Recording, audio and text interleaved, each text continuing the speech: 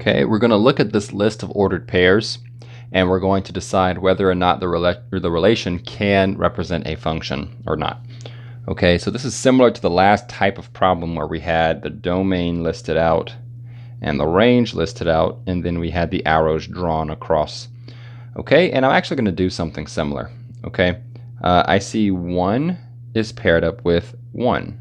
So I'm going to put a 1 and a 1, and I'm going to draw an arrow.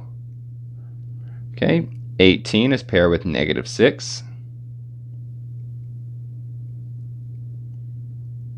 Make that a little bit longer. Okay, we have 43 is paired up with 1.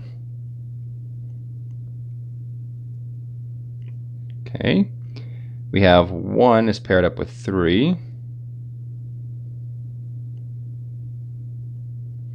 And we have 48 is paired up with 3. All right, and so we need to check to make sure every element of the domain, right, these 4 things, every element is paired up with only one element in the range. Okay, and I already see on the first one I have a problem. 1, use a different color, make it a little bit more obvious. 1 is paired up with both +1 and +3. Okay, so because that happens, then we'd say this one is not a function. Okay, and I'm just realizing something that I should, it's not a big deal, but I can correct here.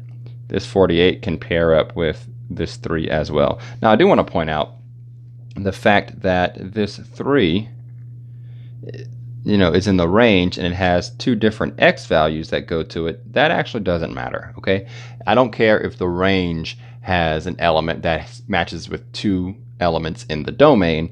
I just don't want one element of the domain matching up with 2 elements of the range. Okay, so just remember the reverse doesn't matter. Elements of the domain can only have one element pairing in the range.